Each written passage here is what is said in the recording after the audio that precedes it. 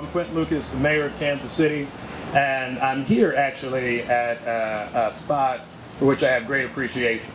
When they were at a previous location, City Barrel was how I survived through the pandemic. I lived a few blocks away, had the chance to go there all the time, get to know the people, get a chance to talk to the customers, the people who work there, and recognize just how core they were to our community, how important they are to the future of Kansas City, and more than anything, how important it is to us being a successful place. City Barrel, a few months ago, had the opportunity to expand here in Waldo Brookside, and they invested a lot to make sure that they could bring all of the success they've had elsewhere in Kansas City to this location. And that's a story that you see from lots of businesses all around Kansas City. People who have an idea, who see something special in a neighborhood, and who say, we want to invest and be part of it. We're proud to have them, we're proud to know you, and we're proud that Kansas City is a place with businesses like this one. However, there are challenges. And in recent weeks, really recent months, we have seen a lot of challenges.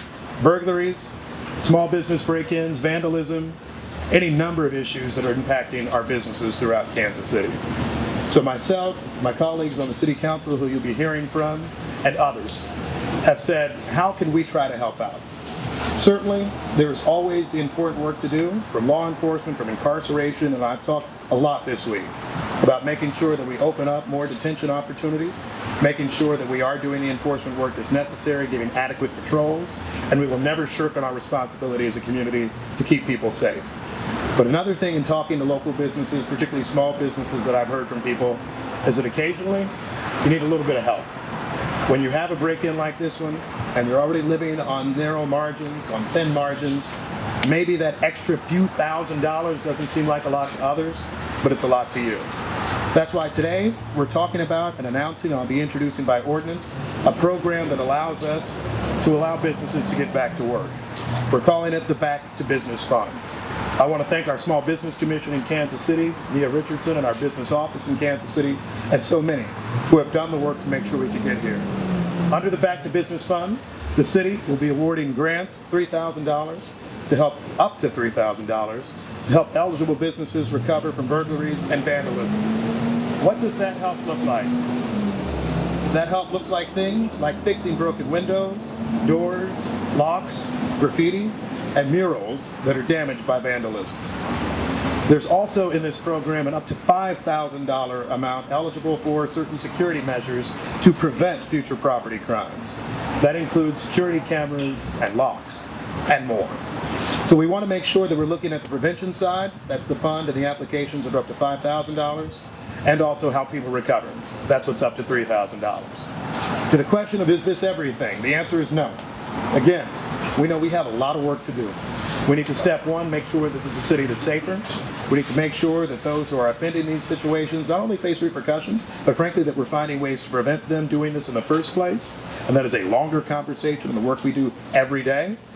And more than anything, we need to make sure that we continue to listen to our businesses. Probably the most amazing or impressive or touching thing about this today, just having a chance to talk to some of these business people who usually I come and see when I'm here to get a beer or something like that, or at one of their establishments.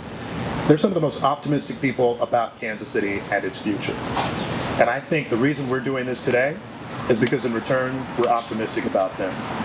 So I thank you all for being here today. We have a few speakers, and then I'm sure my city council colleagues will be joining us, Nia Richardson and Joe Giamanco. And I think what I will do is go slightly out of order, make sure you can hear from Joe, followed by Nia with some program details, the city council, and then we'll come back with questions. So Brother Joe, you're up, man. Thanks. Thank you, Mr. Mayor. Appreciate it. Guys, thanks for being here and hearing the mayor out on this program. City Barrel started with a dream 6 years ago to impact the community, to touch people in a way that we were able to bring food and beer together. These kind of things nourish the soul. They bring it out.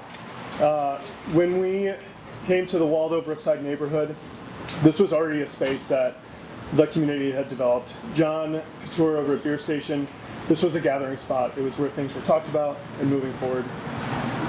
It's extremely upsetting to have something like this happen to you. We as business owners wear so many hats. I'm a plumber, I'm an electrician, I'm a confidant, I'm a friend. Overall, we're business owners and we do almost anything. Whenever things come out and distract us, that is the hardest part that we can do. We're here for our staff and we're here for the community. Programs like this allow us to be able to refocus on what we need to do. My door is going to be about $7,500 to replace. My insurance is going to, my deductible is $5,000. That leaves a massive gap in where I'm at. Programs like this are going to help at least us, small businesses, like a restaurant that already runs on extremely low margins, kind of get through. I'm really grateful for this. It helps us move forward. The other thing that's wonderful about this program is it's not just focused on, say, the Waldo or Brookside neighborhood. These problems are hitting East Crossroads, they're hitting Beacon Hill, they're going into the West Bottoms. And so this kind of program being citywide is going to help out everything. And it's probably done by a few group of individuals that are, I don't know, looking for something that's not there. We don't carry cash in this business. And so the damage that this causes, the emotional hurt that has caused my staff is harmful. And so if we can have one less thing that we're dealing with, and we can really refocus on helping to build the community back again, that's something for us. So, Mr. Mayor, I really appreciate you guys doing this for us. Appreciate it. Thanks. Thanks. Nia Richardson from the city with the details for you. Good afternoon, everyone. Nia Richardson with the City of Kansas City. I oversee our KC BizCare office. This work was led by the Small Business Task Force for the city, which is chaired by Councilman Wes Rogers. Members of the task force were very concerned about what they were seeing on the news, as well as myself, every morning as I get my children dressed and watching the constant news going on about, it seems like every night our small businesses are getting broken into. The biggest concern that I have is that I want to make sure our small businesses can stay in place. If you are constantly being vandalized and you're constantly making insurance claims and your premium is constantly going up, I don't feel like that would be great for you to kind of stay in position or stay in location. So the hope is with this is that we can help you stay in place. We can help alleviate a little bit of stress that you might be feeling. I don't think we imagine this being like the magic bullet that just kind of knocks it all out. We probably will have to continue this program, unfortunately. So while I was excited to figure out how to build this out, I'm not happy that we have to do this. I'm not happy to hear about all of our businesses being vandalized the way that they are. And it's getting really, really out of control. So the hope is that this kind of alleviates a little stress for our small business owners as they get back up on their feet. Again, with the eligibility for the program right now, we just want to make it so that it's for Kansas City-based businesses. We're working to collect more data to understand how to better fine-tune the criteria to ensure that we can include as many people as possible and really hit those that are being impacted. We don't want to create a criteria that's so tight that you can't apply for the money and can't get the relief. So all the details of it right now are not already set in place. We do know we want to have it on a rolling basis. There'll be a time period. But again, as we get more data and as we get through this first round, we might see that we might need to do it again. And I really think it's something we should probably advocate for pre and post World Cup, because I imagine if we get more people to ascend upon the city, we might have more incidents. So I think this is a great way for us to be a little bit more proactive about what's to come for Kansas City, but also to be really proactive about helping our businesses in Kansas City. Thank you. Thank you. Councilwoman Brewer, go in that order. I'll close for you so nothing blows off. Thank you. I'm Andrea Boo. I represent the 6th District at large, and right here in the heart of Waldo, Brookside, and South Kansas City. I'm happy to be here today and support this, but as Nia and others have said, it's sad that we have to do this. But we as a city are taking a multifaceted approach to help our small businesses. I 16 years ago was a small business owner in the Brookside shops, and it's difficult. It's difficult to be a small business owner and to have to face issues that our small businesses are facing now, and to run a small business is something that we as a city need to assist them. I know my office's Duncan's office have helped John before this and Joe just to get these businesses open. And we want to make sure that they stay open. So whatever we can do to assist City Barrel and other businesses in the area and throughout Kansas City, we will continue to do. So thank you all for being here. Thank you for sticking with us, and we will stand behind you.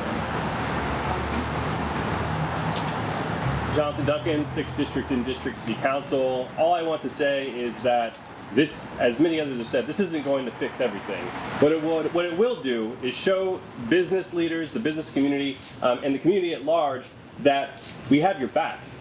Right, so this isn't going to fix all of the problems, right? And I think there, still a newly elected city council member, there tends to be a tendency that, well, if this solution is not going to fix everything, then why are we doing it? We're doing it because it's important to show solidarity with our business community. It's important to do this to show solidarity with everybody who's been affected by this. As someone who's had their house broken into, their front glass pane, a rock shattered through it, and the damage itself was more than the criminals actually were able to steal from my home, the violation remained.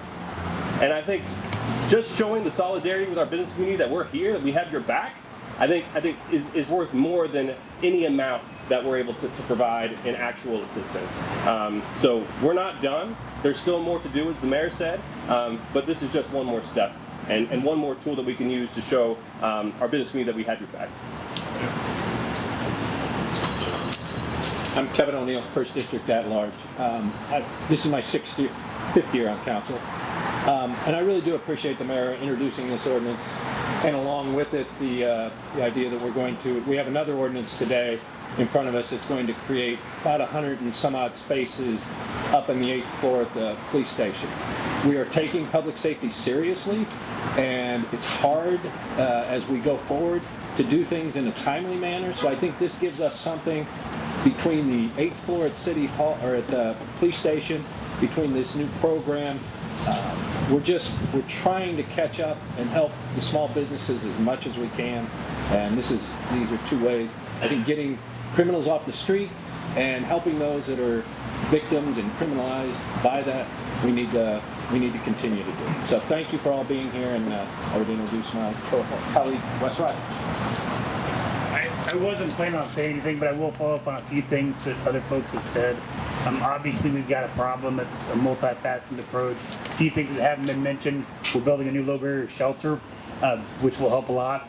The state's building a 300-bed mental health facility, which will help a lot. We're going to repurpose the 8th floor of the building to put in 144 new short-term jail beds. That's going to help a lot. This grant program is going to help a lot. We just gave the police officers a big raise. That's going to help a lot. So be patient, we're going to fix it. Thank you. Thank you so much. One final thing, and then we'll open up for questions. The other thing that those of you in the public can do is simple. Come to these businesses. Come shop, come eat, come buy whatever. Come by City Barrel and McLean's and everything all around.